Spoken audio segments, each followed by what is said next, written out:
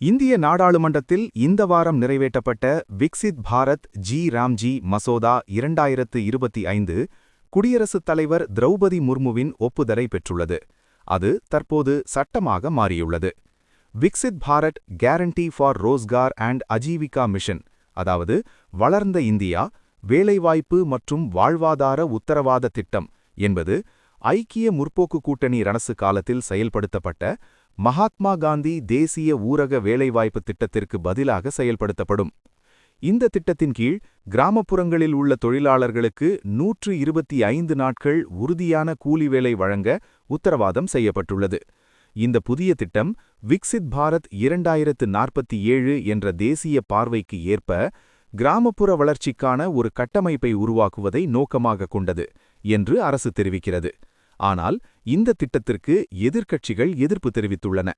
இந்த சட்டத்தின் பெயர் Viksit Bharat guarantee for Rozgar and Ajeevika mission கிராமப்புறம், அதாவது விபிஜி ராம்ஜி. காங்கிரஸ் தலைமையிலான ஐக்கிய முற்போக்கு கூட்டணி அரசு 2005இல் மகாத்மா காந்தி தேசிய ஊரக வேலைவாய்ப்பு திட்டத்தை கொண்டு வந்தது.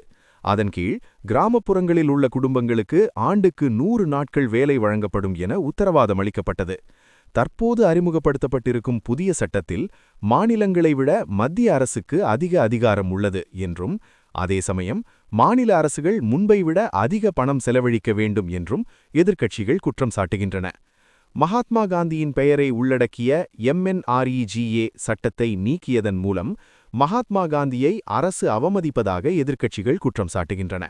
ஆனால் இது முந்தையதை விட சிறந்த திட்டம் என்றும், கிராமப்புறங்களில் வசிக்கும் மக்களுக்கு சிறந்த வேலைவாய்ப்புகளை வழங்கும் என்றும் அரசு கூறுகிறது. விபிஜி ராம்ஜி சட்டம் முந்தையதை விட எவ்வாறு வேறுபடுகிறது?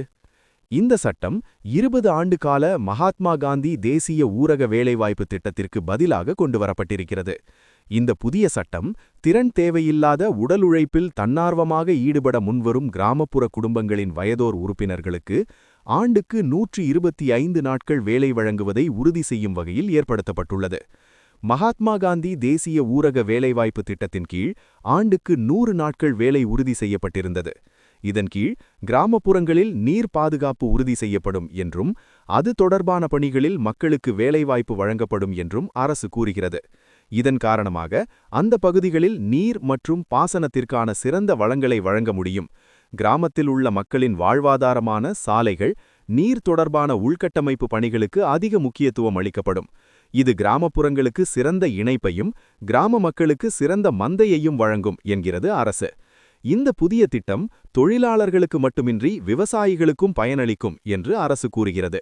இந்த புதிய சட்டம் அதிக வெளிப்படைத்தன்மையை கொண்டுவரும் என்றும் பொறுப்புணர்வை அதிகரிக்கும் என்றும் அரசு கூறியுள்ளது. மத்திய மாநில அரசுகளின் பங்கு.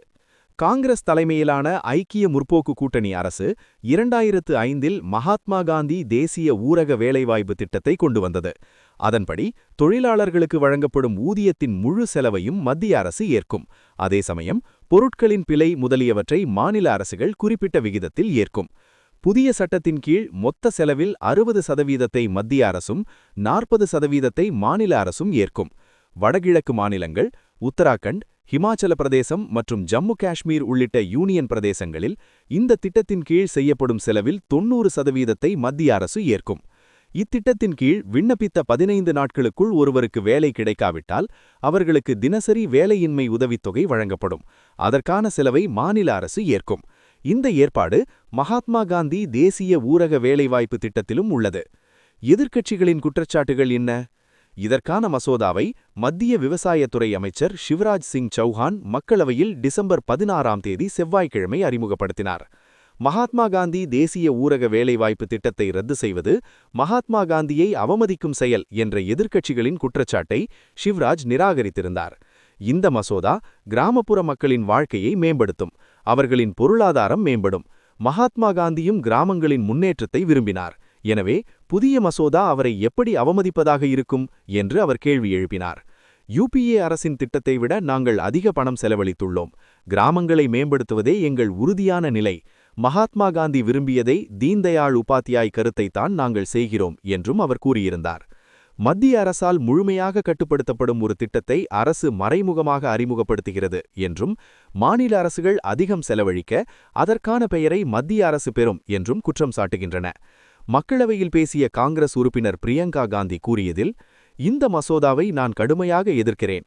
நாங்கள் MNREGA-வை அறிமுகப்படுத்தியபோது கிட்டத்தட்ட எல்லா அரசியல் கட்சிகளும் அதை ஆதரித்தன. மக்கள் நலனுக்காக கொண்டுவரப்பட்ட சட்டம் என்பது அது ப்ரூவிக்கிறது.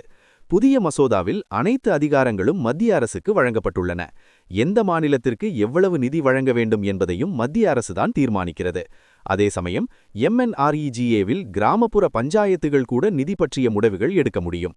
முந்தைய அரசுகளின் எவ்வொரு திட்டத்தின் பெயரையும் மாற்றும் இந்த மோகம் புரிந்து கொள்ள முடியாதது என்றும் பிரியங்கா காந்தி கூறினார். ராகுல் காந்தியும் அரசை விமர்சித்தார். தனது எக்ஸ் பக்கத்தில் பதிவிட்டார், இந்த புதிய மசோதா மகாத்மா காந்தியின் ஆசைகளை அவமதிக்கிறது. மோடி அரசு ஏற்கனவே இந்திய இளைஞர்களின் காலத்தை வேலையின்மையால் அழித்துவிட்டது. இப்போது இந்த மசோதா கிராமப்புற ஏழைகளின் பாதுகாப்பான வாழ்வாதாரத்தையும் அழிக்கும் வழிமுறையாகும் என்று குறிப்பிட்டார். அஸ்ஸலாமு அலைக்கும். AM காதர் யூடியூப் சேனலை சப்ஸ்கிரைப் செய்யுங்கள், லைக் பண்ணி ஷேர் பண்ணி உங்கள் ஆதரவை தொடருங்கள்.